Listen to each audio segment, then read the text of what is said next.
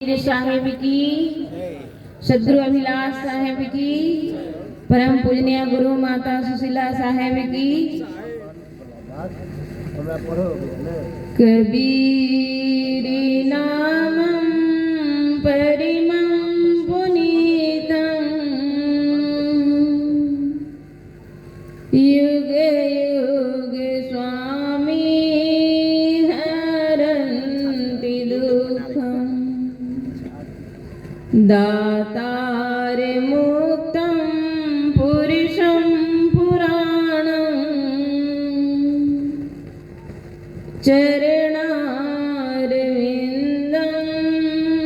सततं नमामि चरणारविन्दं सततं नमामि। मेरे मन मंदिर में विराजमान परम पूज्य गुरुदेव जी, मंचासीन कबीर आश्रम रोसड़ा से पधारे हुए परम श्रद्धेय सुरेश साहब जी, सदगुरु कबीर आश्रम विद्युतपुर से पधारे हुए परम श्रद्धेय रमेश साहब जी, इस मंच पर विराजमान मुद मंगलमय संत समाज, धर्म प्रेमी सत्संग प्रेमी सज्जनों, भक्ति एवं शक्ति के स्रोत, ममतामयी करुणामयी मेरी प्यारी प्यारी माताएं, आज ये उद्घाटन सत्र है। यह 2 दिवसीय कार्यक्रम का ये प्रथम दिन का प्रथम सत्र है। ये सदगुरु कबीर साहब का मंच है। सदगुरु कबीर साहब को सबको जीना है, क्योंकि सदगुरु कबीर साहब सबको जीने का ढंग सिखाए। सदगुरु कबीर साहब ने कहा है, 5 तत्व का पूतरा मानुष धरिया नाव, एक कला के बीच उड़े विकल होत सब ठाव। ये 5 तत्वों से बना हुआ हमारा जो शरीर है, यह शरीर रूपी जो पुतला है, इसका नाम क्या है? मानव। मानुष धरिया नाव, लेकिन साहब कहते हैं एक कला के विछड़े विकल हो तो सब ठाव। वह एक कला कौन सा है जिसको छोड़ देने से जगह जगह इंसान भटक जाता है? वह कला कौन सी कला है? वह कला है जीवन जीने की कला। अभी हमारे परम श्रद्धेय सुरेश साहब जी प्रेम पर कितना सुंदर विचार दे रहे थे। प्रेम के बिना घर परिवार समाज देश राष्ट्र सब वीरान हो जाएगा। हर जगह प्रेम की आवश्यकता है। जैसे आप सब कोई भी अगर पौधा लगाते हैं, फसल लगाते हैं, तो उसमें समय से पानी और खाद की जरूरत होती है। यदि आप निरंतर पानी डालेंगे तो वह पौधा गल जाएगा, और निरंतर सूखा रख देंगे तो क्या होगा? पौधा सूख जाएगा। इसी तरह हमें अपने परिवार में प्रेम प्यार संगठन विश्वास की आवश्यकता है। इसके लिए पूरे परिवार में समर्पण की अति आवश्यक है, और बिना प्रेम के हम अपने घर परिवार में सुख से नहीं रह सकते हैं। क्योंकि हम परिवार के बीच में रहेंगे, परिवार के लोगों के दिल में जगह नहीं बना पाएंगे। लोगों के दिल में जगह बनाने के लिए हम सबको क्या चाहिए? प्रेम चाहिए, प्यार चाहिए, समर्पण चाहिए, संवेदनशील होना चाहिए। बिना संवेदना के कुछ भी नहीं होता है। हमारी माताएं अधिक संवेदनशील होती है। आज महिला दिवस है। सर्वप्रथम तो मैं इन माताओं को, बहनों को, बेटियों को, सबको हृदय से धन्यवाद देती हूँ कि ये त्याग की देवी, ममता की महान मूर्ति, सहनशीलता की महान त्यागी, क्योंकि ये लोग अपने परिवार के लिए सब कुछ का त्याग कर देती है। प्रातः उठते ही पूरे परिवार को भोजन खिलाने के लिए वो लोग पूरे दिन काम करेगी, लेकिन टाइम से वो लोग भोजन नहीं कर पाती है, अन्न का त्याग कर देती है। तो ऐसे महान मूर्ति सभी माताओं के लिए हृदय से बहुत बहुत धन्यवाद है, जो सभी माताएं एक करुणामयी होती है। तो मैं कह रही थी, ये जो हमारा शरीर है, पंचभौतिक शरीर, इस पंचभौतिक शरीर का नाम है मनुष्य।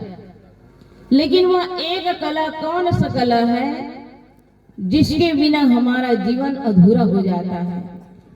वह कला कौन सा कला है? वह कला है जीवन जीने की कला। यदि हमें जीवन में बोलना नहीं आया, चलना नहीं आया, तो ये हमारा जीवन व्यर्थ है। क्योंकि जीवन में हमें हर कार्य पर ध्यान देना चाहिए। ये जो जीवन मिला है सत्संग और भजन के लिए, जितना आवश्यक हम सबको इस शरीर के लिए भोजन की अति आवश्यक है, क्योंकि ये जो हमारा शरीर है अन्नमय शरीर है, और इस अन्नमय शरीर को अन्न देना अति आवश्यक है। तो जितना आवश्यक अन्न की है, उतना ही आवश्यक हमारे मन के लिए, हमारे मन को अपनी ओर लौटाने के लिए ध्यान और सत्संग की अति आवश्यक है। हम सब ये जीवन पाए हैं तो किस लिए पाए हैं? क्योंकि इस संसार में हम देखते कितने भी जीव हैं। ये चार खानी के जो जीव हैं, सारे जीव, इसमें से केवल एक मनुष्य मात्र है, केवल एक मनुष्य मात्र है जो ध्यान, सत्संग, भजन करके अपने आत्म कल्याण का काम कर सकता है। संपूर्ण इस जगत में ऐसा कोई प्राणी नहीं जो आत्म कल्याण का काम कर सके। मानव में ही वो योग्यता है जो आप करना चाहे वो कर सकते हैं। लेकिन मनुष्य इसी मुक्ति के मार्ग में, कल्याण के मार्ग में, कैवल्य के मार्ग में आकर के और भटक जाता है। ये बंधन छुड़ाने का ये अवसर मिला है, लेकिन हम बंधन बनाए जाते हैं। वह बंधन छोटी छोटी बंधन है और बड़ी बड़ी भी बंधन है। मनुष्य ही शराब, गांजा, बीड़ी, सिगरेट पी करके उन बंधनों में बंध जाता है। लेकिन और भी जीव को देखो तो कोई किसी प्रकार का नशा नहीं करते हैं। प्राकृतिक ने भी सभी जीवों को अलग अलग आहार दिया है। जो शाकाहारी पशु है वो कभी मांसाहार का सेवन नहीं करता है, और जो मांसाहारी है वो शाकाहार का सेवन नहीं करता है। वो घास नहीं खा सकता है। शेर, बाघ, भालू घास नहीं खाते, घास नहीं खाते हैं। और बकरी, गाय, बैल है, ये मांस नहीं खाते हैं। लेकिन मनुष्य कैसा इंसान है, ये कैसे प्राणी है जो सारे चीज को खा जाते हैं। मांस को भी खा जाएंगे, और अन्न आहार भी खाते हैं। और इतना ही नहीं, कहीं बीड़ी सिगरेट नशा का भी सेवन करते हैं। किसी भी प्राणी को आप नहीं देखे होंगे कि किसी प्रकार नशा करते हो, लेकिन मनुष्य विवेकशील प्राणी होकर के भी विवेक नहीं कर पाते हैं। तो ये जो मानव जीवन का पाना सार्थक है, क्योंकि ये मानव जीवन एक ऐसा कला से भरा हुआ है, ऐसे सद्गुण से भरा हुआ है, जो जैसा करना चाहे वो कर सकते हैं। और मनुष्य के अलावा ऐसा कोई प्राणी नहीं जो जैसा चाहे वैसा नहीं कर सकता है, क्योंकि उसके पास मन नहीं है। मन है लेकिन सीमित है, और मनुष्य के पास मन और वाणी की शक्ति है, लेकिन मनुष्य ही भटक जाता है। हम सब ये मानव जीवन को पाए हैं। आराम से तारा देखो, नीचे देखो, तो हम अपने अंदर ऐसे कला से, ऐसे गुण से, ऐसे सद्गुण से, सद्विचार से भर जाएं। कहा जाता है नमन्ति फलिनो वृक्षः, नमन्ति फलिनो वृक्षः, नमन्ति गुणिनो जनः, शुष्क काष्ठाश्च मूर्खाश्च न नमन्ति कदाचन। फलदार वृक्ष सदैव झुक जाते हैं,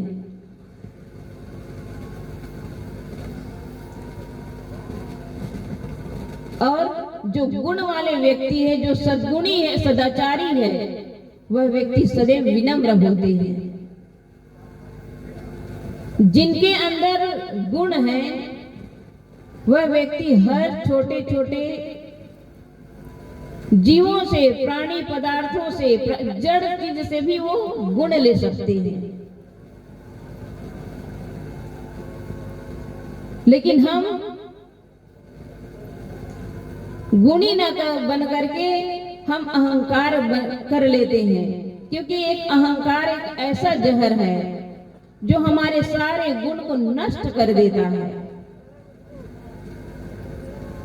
हमारे पास थोड़ा धन हुआ, परिवार हुआ, पद हो गया, तो हम अहंकार कर लेते हैं। हमारा जो अहंकार है, ये अहंकार झूठा है। सदगुरु कबीर साहब ने कहा है आपा तजे हरि भजे। आपा, आपा का मतलब है अहंकार। जो अहंकार का जो त्याग कर देगा, वही हरि का भजन कर सकता है। हरि, हरि कोई बाहर नहीं है, ईश्वर ब्रह्म परमात्मा कोई बाहर नहीं है। वह कहाँ है? सबके भीतर है। भगवान कहीं कण कण में नहीं है। भगवान, भगवान किसे कहते हैं? आप सब भगवान हैं, आप सब देवी है, और ये हमारे भाई लोग देवता हैं। इन देवी और देवता से मिल करके हमारे शरीर का संरचना हुआ है। इस संसार में हम कहीं भी देवी देवता अगर मानते हैं और किसी को अगर पूजना चाहते हैं, तो इन देवियों का पूजा करें। और हमारे पिता तुल्य, हमारे जो देवता स्वरूप है, इन भाइयों का पूजा हो। हम अपने बनाए देवी देवता का तो पूजा कर लेते हैं, लेकिन हमको जिसने बनाया है, इस पंच भौतिक शरीर का रचना किए हैं, इनकी पूजा नहीं कर पाते हैं। सदगुरु कबीर साहब कहते हैं कि हृदय बसे ते ही राम न जाना। हृदय में बसने वाले उस राम को पहचानो। साहब कहते हैं राम ही राम पुकारते, जिभ्या परि गौरोस, सुधा जल पीवे नहीं, खोद पीवन की होश। राम राम कहते कहते तुम्हारे जीभ में गांठें पड़ जाएगी, छाले पड़ जाएंगे, लेकिन तुम्हें कोई राम मिलने वाला नहीं है। वह राम कहाँ मिलेगा? जितना आप बाहर ढूंढोगे उतना ही भटक जाओगे। बाहर का ढूंढना बंद करके भीतर के आत्मा राम को जानो। साहब कहते राम ही राम पुकारते, राम राम पुकारते पुकारते तुम्हारे जीभ में गांठें पड़ जाएगी, छाले पड़ जाएंगे, लेकिन कहीं ऐसा राम नहीं है जो आपको आकर के दर्शन करा दे। साहब कहते शुद्ध जल पीवे नहीं। अगर पात्र में शुद्ध जल रखा हो उसको लोग पीना नहीं जानते हैं और क्या करते हैं, खोद पीवन की हौस। लोग पानी खोद करके, कुआं खोद करके पानी पीना चाहते हैं। कहीं भी अगर देवी देवता प्रकट हो गए कहे तो लोगों की भीड़ लग जाती है, लोग विवेक नहीं कर पाते हैं। एक बार एक माता मेला देखने गई, जैसे आप लोग भी जाते हैं। अभी कुंभ का मेला हुआ प्रयागराज का, वैसे ही वो भी मेला देखने गई और जाते जाते रास्ते में उनको लघुशंका लगी, और लघुशंका लगी तो आगे पीछे रास्ते में देखी तो लोग पीछे से भी थोड़े दूर में थे और आगे के लोग तो चले गए थे। जोर से लघुशंका लगी और वो एक किनारे बैठ गई। तब तक के लोग निकट आ गए तो उनको संकोच लगा, और संकोच लगा और उठते ही सोची कि लोग मुझे क्या समझेंगे, तो वो 5 मुट्ठी धूल को उस लघुशंका किए थे उस स्थान में डाल दी। और जैसे वो हाथ को अपने साड़ी के पल्लू से पोंछती है, तो अक्सर माताओं को देखा जाता है कहीं मेला जाती है तो मंदिरों में चढ़ाने के लिए क्या रखती है, उसमें फूल रखती है। चावल फूल रखी थी, तो जो चावल और फूल अपने साड़ी के पल्लू में रखी थी, जैसे हाथ वो पोंछती है, धूल से जो गंदा हो गया था हाथ, जैसे पोंछती है तो वो साड़ी में जो रखे हुए चावल और जो फूल था वो वही गिर जाता है और वो आगे बढ़ जाती है। पीछे से जो माताएं आ रही है उन लोगों को लगा यहाँ जरूर कुछ बात है। पीछे से आने वाले भी 5 मुट्ठी धूल डाल के और उसमें गुलाल डाल दिए, फूल डाल दिए, चावल डाल दिए। अब जितने भी माताएं जाती थी, सारी माताएं यही अपने मन में कामना रखती थी कि मेरा जो यात्रा है, मेरा जो मेला है वो सफल हो जाए, मेरा जो परिवार जा रहा है उस मेले में सब सुरक्षित लौट जाए। कोई बच्चे की कामना कर रहे हैं, कोई पद की कामना कर रहे हैं, कोई धन की कामना कर रहे हैं, और सब के सब उसमें फूल चढ़ा रहे हैं, गुलाल चढ़ा रहे हैं, चावल चढ़ा रहे हैं, और सबके सब में मन में कामना ले रही है कि हम जब लौट के आए तो इसमें हम और भी कुछ दें, लेकिन हमारे परिवार सुरक्षित लौट आए। जब वो मेला से लौटने लगी माता जी, तो वहां बहुत बड़ा कुंड, धूल का बहुत बड़ा कुंड हो गया था। वो आश्चर्य में पड़ गई कि ये क्या बात है। जिस जगह मैंने गंदगी की है और उस जगह पे यहाँ तो विशाल मंदिर की तरह ये धूल का कुंड बन गया है, वो तो समझ गई। लेकिन जितने पीछे से आने वाले लोग थे वहां कोई गुलाब जामुन, पेड़ा और फल फूल, पैसा सब कुछ रखने लगे, और सबके सब अपने मन से कामना करने लगे कि हमारा यात्रा सफल हो गया और ऐसे हमारा यात्रा सफल बनता रहे। और आप सब देखते होंगे कहीं भी मंदिर थोड़ा कोई पत्थर की कोई मूर्ति रख दे या कि कोई भी ऐसा लगता है कि उस जगह में कोई देवी देवता है, तो लोग वहां पे बैठ जाते हैं। क्यों बैठते हैं? क्योंकि उसकी सुरक्षा चाहते हैं। वहां एक पंडित बैठ गया और इतना सारा धन हो गया, अब वहां पे दूसरे दिन लोगों ने सोचा कि यहाँ तो अचानक क्या हो गया है, जो इतने रुपये पैसे का कुंड हो गया, धूल का तो कुंड बना। लोगों ने विचार किया कि इसका क्या होना चाहिए, उस पैसे का। तब लोगों ने वहां पर एक मंदिर बना दिया, और मंदिर बना दिया, आज धुर्रा देवी के नाम से वो प्रसिद्ध हो गया।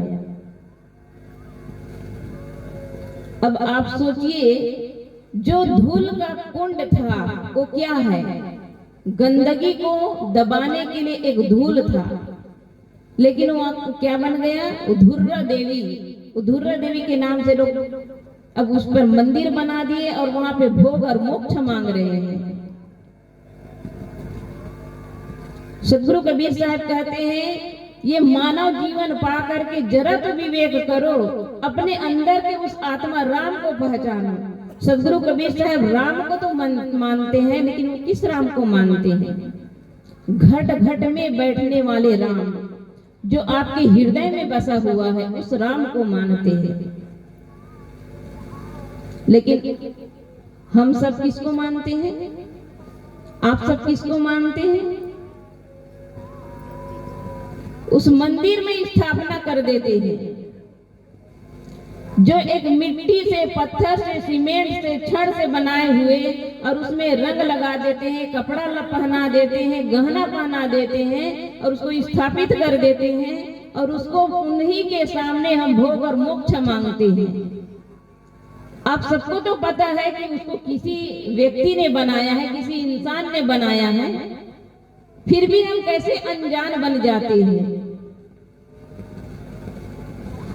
आज सदगुरु कबीर साहब के जमाने में जो था, आज भी सदगुरु कबीर साहब के जमाने में तो बहुत ही जातिवाद था, अंधविश्वास। अभी हमारे साहब कह रहे थे कि अंधविश्वास से झगड़ा हुआ था, और सचमुच में आज भी ये अंधविश्वास खत्म नहीं हो रहा है। कोई लाल पीला धागा कपड़े अपने हाथ में बांध लेते हैं, पैर में बांध लेते हैं, गले में ताबीज पहन लेते हैं, और सोचते हैं कि हम कुछ मंत्र को जाप कर लेंगे और इसको पहन करके सुरक्षित रह जाएंगे। कोई तो अपने हाथ में कितने सारे अंगूठी पहन लेते हैं, ये कितना गंदगी है। इसी हाथ से सोच करने जाते हैं, और सोच करके उसी से आप आटा भिगाते हैं, रोटी बनाते हैं, खाते हैं, कितनी गंदगी है।